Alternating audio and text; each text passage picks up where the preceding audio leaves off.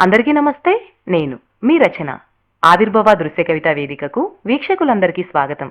ఈరోజు నేను మీకోసం చదవబోతున్న కవిత శేషం సుప్రసన్నాచార్యులు గారి అక్షరాలు ఆలోచిస్తున్నాయి. అక్షరాలు ఆలోచిస్తున్నాయి.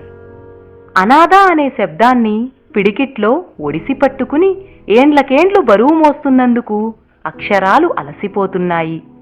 ముడతలు పడ్డ చర్మపు గీతల చారల్లో దాగిన అనుభవాన్ని అంచనా వేసుకుంటూ అక్షరాలు ఆక్రోశిస్తున్నాయి. ఆమె కొడుకు అన్యాయమూర్తిగా ప్రసిద్ధికెక్కినప్పుడు అక్షరాలన్నీ పకపకా నవ్వడం ప్రారంభించాయి. పుత్రుని చూచి ఆనాడు పులకించిన తల్లి జ్ఞాపకాలు గుర్తుకొచ్చి అక్షరాలన్నీ తలదించుకున్నాయి. ఆ తల్లి మంచం పట్టి నిస్సహాయ స్థితిలో కొట్టుమిట్టాడుతున్నప్పుడు అక్షరాలు అచంచలమై జీవోత్సవాలకు ఊరటనిచ్చాయి.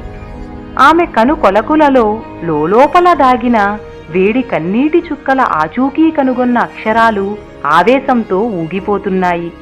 ఆమె రక్తాన్ని స్వేద బిందువులుగా రాలుస్తూ ఏ గ్లూకోజ్కు అందని బలాన్ని దాచుకున్న గుండె ధైర్యాన్ని చూచి అక్షరాలు ఆశ్చర్యాన్ని ప్రకటిస్తున్నాయి. ఇలాంటి పదాలకు వాక్యాలకు తమ మధ్య చోటివ్వకూడదని అక్షరాలు మూకుమ్మడిగా ధర్నా చేస్తున్నాయి. అక్షరాలు తీవ్రంగా ఆలోచిస్తున్నాయి. అక్షరాలు గుండె లవిసేలా రోదిస్తున్నాయి. ఇంతటితో ఈ కవిత సమాప్తం. మరలా వచ్చే కార్యక్రమంలో మరో మంచి కవితతో మీ ముందుకు వస్తాను. అప్పటి వరకు సైనింగ్ ఆఫ్ మీ రచన.